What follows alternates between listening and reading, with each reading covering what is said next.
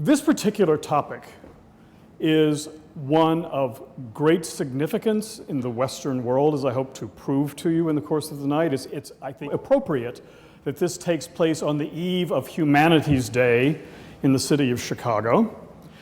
And I am particularly grateful to the Institute and to Catherine for having me lecture on this occasion.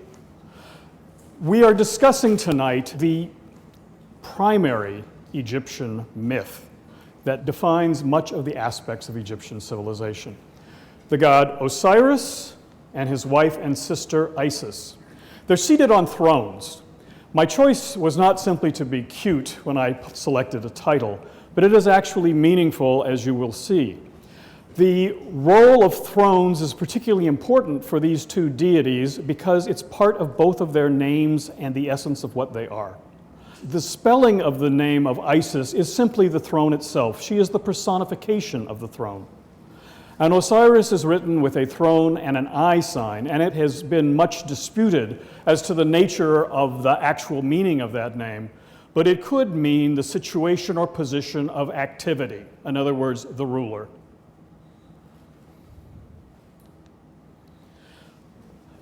The name Isis has been a particularly positive name until very recently. Back in the 1970s, there was a heroine, Mighty Isis, on TV and a whole line of comic books, and it is particularly unfortunate that certain modern TV announcers have chosen this most inaccurate anagram, which is not used by the US government nor by the individuals in Syria, Iraq itself. Either Islamic State or ISIL would be appropriate, but please let's stop taking a sacred name of the goddess of protection, family, and happiness and joy and converting it into the name of terrorism. We will see this comic book come back in a moment. The god Osiris is a deity of death and regeneration, but he is not known from our earliest times. His temple site is at Abydos, and it's very near the modern town of Abydos and the tombs of the earliest periods of Egyptian history, Dynasties I and Dynasty II. In fact, in later times, the Egyptians assumed that the tomb of King Jer of Dynasty I was actually the physical burial place of the god Osiris. The original deity who was in this temple site that Osiris would later take was a god named Khenti-Amyntiu, the foremost of the Westerners. This god has a form that looks like this. He was a recumbent jackal god. Over time, Osiris will take the title of Khenti-Amyntiu, that will become simply one of Osiris's titles, the foremost of the West, or foremost of the Westerners, where West refers to the land of the dead, where the sun sets. But the form of the jackal god will go to his son, Anubis, who will play a major role in this story. This is actually our earliest reference to the god Osiris. And as you can see, it's extremely fragmentary.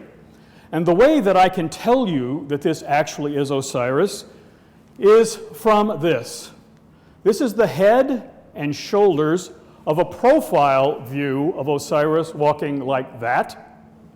And over his shoulder, we have the seat, the throne in profile, and the eye, the first spelling of the god Osiris. And as you can see, this is from Dynasty V, Judkare-Zezi, about 2436 BC.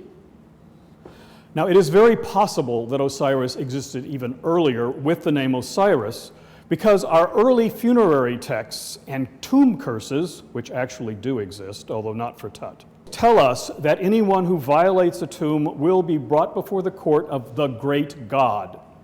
That god is not named, and it may simply be a taboo on mentioning the name of the god of death. But certainly by Dynasty V, we have Osiris fully formed, fully named, and mentioned ultimately in the pyramid texts. But images that are associated with Isis and Osiris are found in the pre-dynastic period, or at least by Dynasty I. So here we have what are called Isis knots,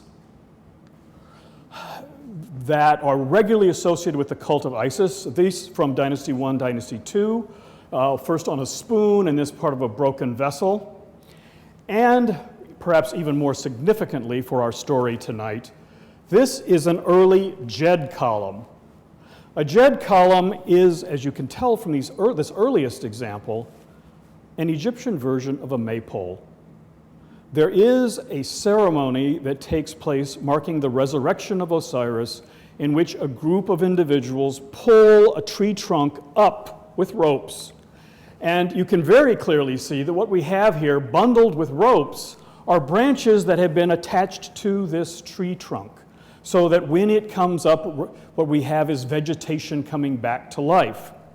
This is not, however, the way in which the Jed column, and Jed means stability, is regularly seen in later Egyptian times. So it's undergone a modification that I can explain to you now. Instead, we have symbols like this, and here you can see a plant form. This is a papyrus column. This doesn't look plant form at all. Another version of it here with banded decoration that again is not clearly for a plant. And here you can see an example of that together with the Isis knot from Book of the Dead spells 155, which are protective amulets that are put with the corpse to ensure your revival in the next world. So what is this then? A question will come up after I introduce you to another player in our story. Osiris and Isis were brother and sister. That is, they were born of earth and sky. When you are part of an initial group of deities, there's not a choice of non-siblings to marry. However, this does produce a pattern in Egyptian so that you regularly refer to your beloved as your brother and your sister, and there is zero incest taboo in ancient Egypt. And there are many examples of especially half-brother, half-sister, or cousin marriages. Now, another individual who's born at the same time is the god Set, or Seth. There are two different pronunciations depending upon which part of Egypt you're living in. Seth is the god of confusion, chaos, and disorder. And he is also attested from the very beginning of Egyptian history. We have here in the pre-dynastic period on mace heads and individual little figurines, a figure that is clearly not something you can identify. Many Egyptologists have attempted to explain what is the Seth animal, and they produce a wide variety of options, none of which actually fit what you have. You have an image that has ears almost like a donkey. It has a long drooping snout. This unusual tail, in some cases, is actually an arrow stuck into his hindquarters because he has negative overtones, and as a result, to defeat him, you can actually see him defeated in his own depictions. Here he's on a protective knife, which you use together with the hieroglyph for protection to draw a circle around a baby's bed to keep demons from attacking you at night. So he can be quite protective in the right circumstances. But he coveted the throne of his brother Osiris, who was king of the universe. And so he developed an interesting plan. It was a game for thrones. He measured a coffin to fit one god only. This was the world's first coffin. It was a nice decorative box, and it happened to fit the measurements of Osiris and no one else. So he threw an elaborate party, invited all the gods to come, and said, I will give this party favor away to anyone whom it will fit. And so the gods all trooped up to line in and to try to see if they could fit it to win this wonderful box.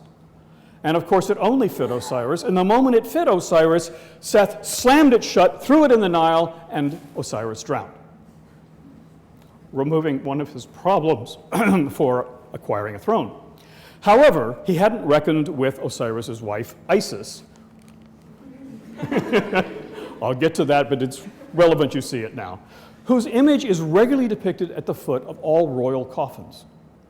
Because what she did was then to search for the coffin of Osiris, which had in the meantime floated down to the Nile, through the Mediterranean Sea, and into the town of Byblos, where it had grown inside a tree trunk. That is the story that we are told in later Greek writers, Plutarch, and it is often suggested that this doesn't have any evidence in Egypt, but I'll disprove that for you in just a moment.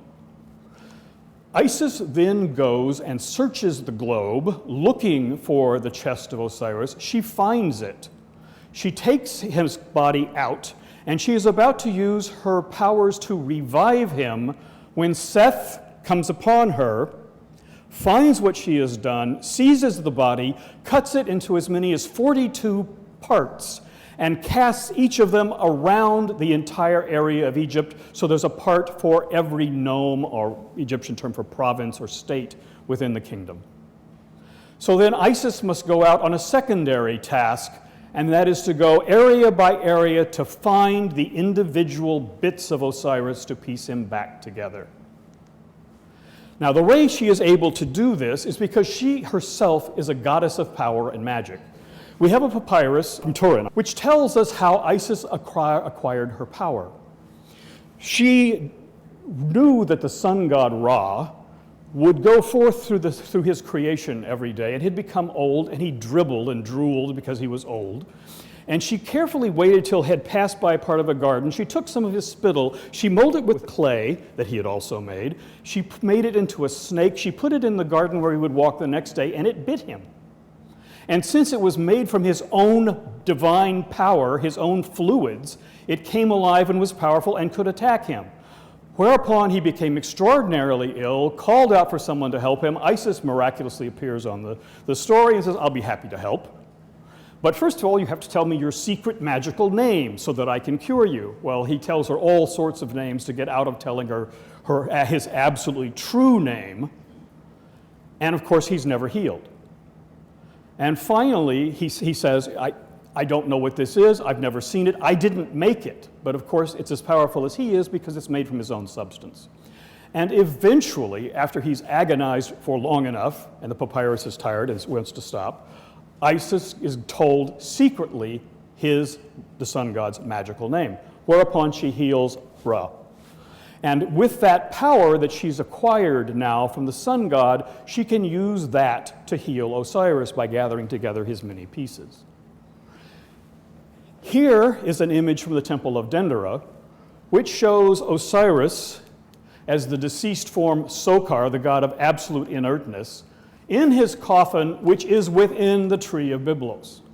So that is not a notion that is only known to Greek philosophers. It's actually something you can find in a temple setting within Egypt itself. While Osiris was still alive, he had relations with another sister, the goddess Nephthys. Nephthys was the official wife of Seth, but they didn't get along for various reasons, perhaps this being one of them, because Anubis is the child who was born as the result of Osiris and Nephthys. And I should warn you now, this talk is about to become very X-rated, because that's part of the material. So it was the task of Osiris's son by his other sister, Nephthys, to put the body parts back together again and to create the world's first mummy, and that's what you see here in a Theban tomb. Now, the individual looks like Anubis, and it is Anubis, but the actual embalmers who played a role in the funeral would wear these masks, so when they were performing the funeral, they were actually taking on the role of Anubis the god. They became Anubis for the time of that ceremony. And we can see how this is described in the Papyrus Jumilak, which shows Anubis here putting together the body of Osiris with bandages, and over here are the body parts, some of them, and you'll notice this one right there. And I hope you can recognize that from somewhat earlier. That is our Jed column, our column of stability. It has now been taken probably by the New Kingdom or even earlier, as the backbone of Osiris, or the tailbone, the bottom part of that backbone, which is known, of course, as the os sacrum, the sacred bone. So here it is, the sacred bone, as a part of Osiris which is being put back together. And here is that Jed column, which essentially, as a symbol of stability, the risen maypole, if you like, which was its original notion. It has been given arms holding the signs of life and the power of dominion, the was sign, and this then is a representation of the risen Osiris as a symbol of the raised tree/backbone. Compare this image with this image where we have Isis and Nephthys, who got along quite well despite the fact that they both had children by Osiris. Here is Osiris between them. They are symbolized as the two goddesses of Upper and Lower Egypt. But this comparable pectoral from Tutankhamun shows all the same deities but with slightly different symbolism. So here Isis, the throne, and Nephthys, the lady of the house, over here, are flanking Osiris again, but instead of being a human Osiris, it is now the Jed column. So the one equals the other. And in addition, we get a reference to how earlier embalming must have been and how the Egyptians viewed the process. Here is a symbol that you may know from the Tutankhamun exhibit. I'll show it to you, that particular piece, in just a moment.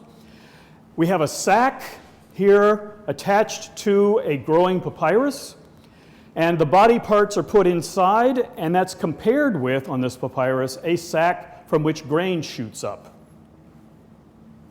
This is the image from Tutankhamun's tomb. This is an animal skin, a flayed animal skin, which would have held the body parts. But look what's happened to its tail. The animal's tail winds round and round this plant to burst into a living plant. So out of death comes life, vegetable life, because that is the true meaning of what Osiris does. As we shall soon see, Osiris is not like the other rising and dying gods of the ancient Near East, of which there are many. Osiris does not come back into this world again. He stays in the underworld, but he sends up life from death. So he can create fertility while being dead. He doesn't need to revive himself into this world. He has the power from absolute sterility to produce repeating cycles of life, birth, and rebirth. Now look at this when we actually see this same symbol in painting.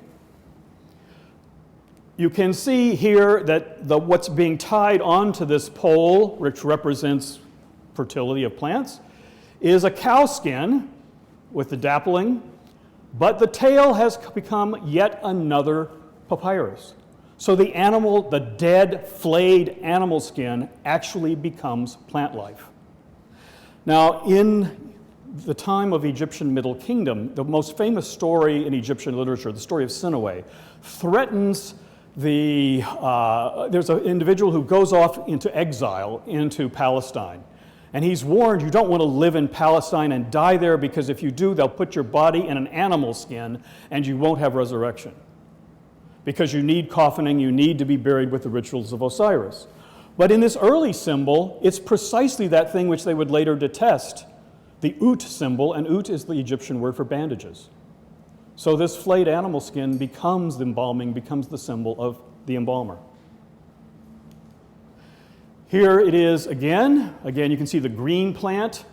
And here is our risen Osiris. And you will note that Osiris's skin tone is green. It is green not because he is a Martian, obviously. It is green because he represents plant life.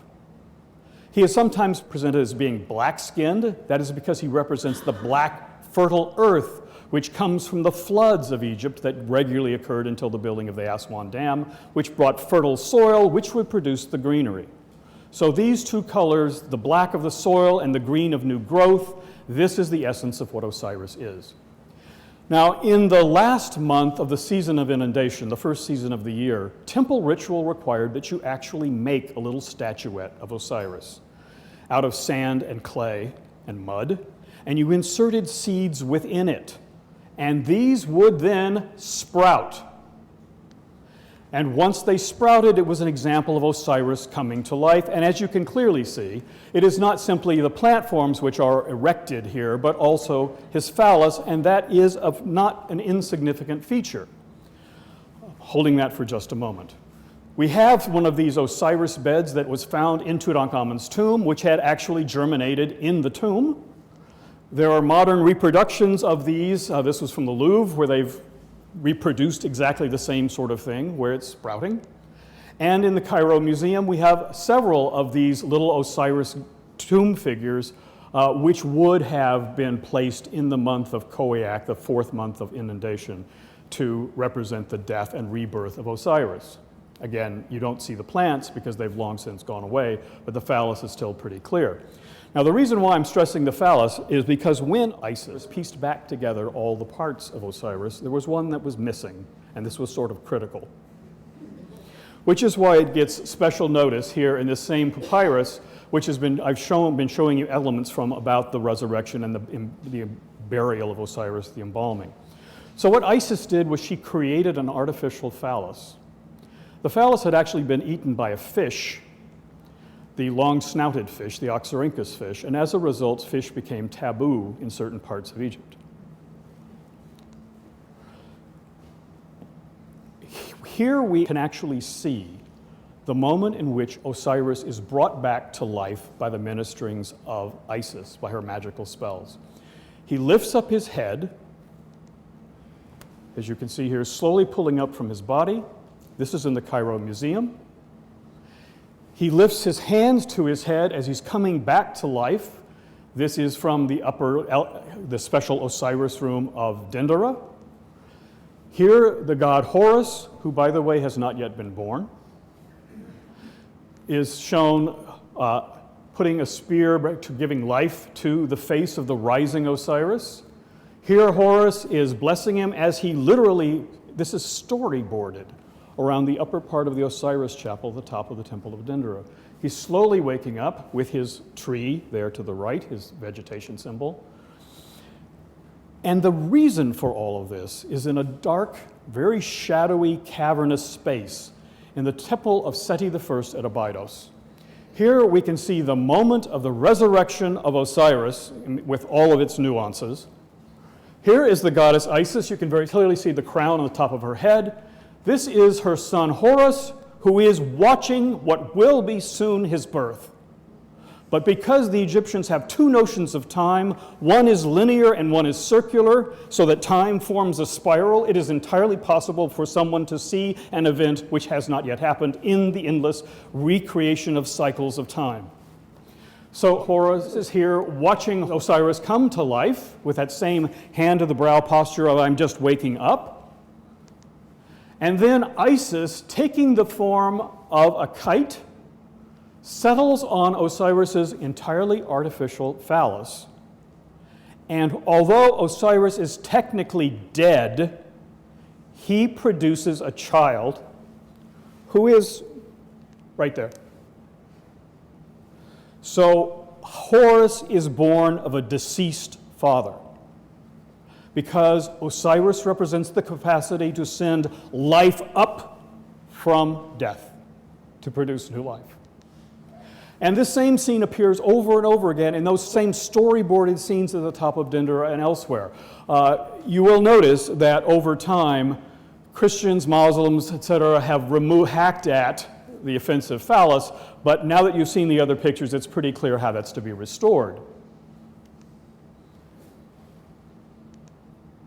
And from the tomb of King Jer of Dynasty I, we have a bed which represents the actual tomb of Osiris, which was placed, unfortunately, we're not really sure of the date. You can see all of the cartouches and text have been hacked out. So estimates have ranged from Dynasty 13 to Dynasty 26. It's almost illegible. That's the problem. The iconography, however, is not illegible. It's very clear. What we have here is Isis and Nephthys at either side. They're partly broken here. So the two goddesses who have taken bird form, while Isis then again takes a bird form and sits on Osiris and then produces Horus. This is in the atrium of the Cairo Museum. If you go to Cairo, if you walk around under the skylights in the middle, you will see no one is actually looking at this. And this is the most sacred object from ancient Egypt. Osiris then becomes the god of the dead. He still becomes a king. He now rules in the underworld. His son Anubis now is involved with the weighing of the heart for all those who would come into his kingdom to see if they have done right or wrong, and you have to balance. In the future, every king who is Horus while alive becomes Osiris while dead, and the next king, this is Tut as Osiris, with the following king I having to perform ritual ceremonies acting as Horus for his father. Ultimately, in Egyptian mythology, the sun too must die and be reborn as he circles over the heaven and goes to the underworld, and in the middle of the night, the souls of Ra, the sun god, and Osiris actually fuse and become one god with two spirits. This is depicted again in the Temple of Dendera. Here is a scene of Osiris on his funerary bed where the light, starlight can come right down, or the morning sunlight can come right down on that figure and bring it to life, fusing the two souls. This is a moment of theology and magic designed to happen with every sunrise, every moonrise. This is a symbol from Nefertari's tomb, which shows the ram-headed and green-faced combination of Osiris and Re. And the texts say it is Re who rests in Osiris, and it is Osiris who rests in Ra, rests in, resident in, satisfied in, merged with. So this is two gods in one. Now, in the same way that Ra is the sun god, so Osiris becomes the god of the moon, because the phases of the moon, building them up and taking them away, are like the piecing apart of Osiris and the gathering together of his pieces by Isis. Now, when the god Horus was born by Isis, she then has to protect him from continual attacks by Seth. And the image of Isis suckling her young child became ubiquitous in the Near Eastern world, and in fact the entire Western world, because this was one of the dominant religions before Christianity. The cult of Isis penetrated as far as the Russian border, all the way up to Britain and throughout Germany. So that it is hardly a surprise when we find the same image was simply borrowed directly from ancient Egypt for a new cult, Christianity. And images of Christianity are almost invariably in the earliest stages taken directly from specific biblical references. There's no reference to this. But this is Coptic. Our earliest examples go through the Coptic church where they simply take the images of Isis and adapt them. In the Middle Ages, Isis images in Switzerland were put in churches as images of the Virgin Mary. Horus has to attack his uncle Seth, who takes various nefarious forms, including crocodiles and snakes. Here Horus is brandishing snakes which have attempted to attack him and trampling crocodiles under his feet. This is a little like St. Christopher medal that you would carry with you to protect you against snake bite. You simply put water over this, you drink the water which has come into contact with the spell, and you become healed. In the continuing fight, Horus, here shown as Tutankhamun, spears his uncle who has taken on the hippopotamus or some other demonic form. Here we have the world's oldest play, storyboarded again at the Temple of Edfu. This is the play of Horus, which probably goes back into the New Kingdom or perhaps earlier. And here Horus spears a little hippopotamus who is very cutely rolling over and playing dead. At the end of this lengthy play, which actually has a chorus, the group of gods call out, "Hold fast, Horus, hold fast." So the idea of a ballet is entirely fitting because this was performed on a sacred lake. So we actually had our world's first full drama with chorus about the exploits of Horus. It's like a medieval mystery play. At the end of that play, by the way, you carve up a hippopotamus and you give pieces of the hippo to all the participants and the viewers. So it's like a communion. Now, since I've launched off onto Egyptian Christian parallels, let me continue. In the Roman period, Horus is updated in his dress in the same way that in the Renaissance you would have saints wearing contemporary clothing. Here is the Horus on a horse who is spearing his demonic enemy, who here you can see is as a crocodile, and you will be not surprised at all to notice that this is the direct antecedent of that. So St. George on the dragon is directly coming from Horus spearing Seth. However, ultimately these deities, who fought against each other to the death, as it were, but they're gods so they can get over that, are reconciled. Ultimately, what happens is the god Osiris threatens the court of the gods, saying that if you do not give this prize to my son, and what we have here is an issue over who should inherit. Should it be the older brother or should it be the son? So this is two forms of inheritance. We could go off on anthropological lines there, but we won't. So ultimately they are reconciled because parts of Egypt are given to each of the two parties. And you can see them here happily, Horus on the left, Seth on the right, tying together in the symbol of the uniting of the two lands, the parts of Egypt, obviously in peace. And here they are together crowning Ramses III, so the builder of Medinet Habu, where the Oriental Institute has worked for so many generations.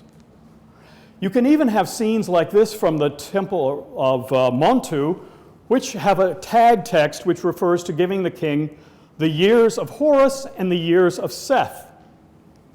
And at Karnak, in the blockyard in the back, we have the god Seth, who's a little broken over here, saying that he has given to you, the king's Senwosret, the years of Seth on the throne of Horus.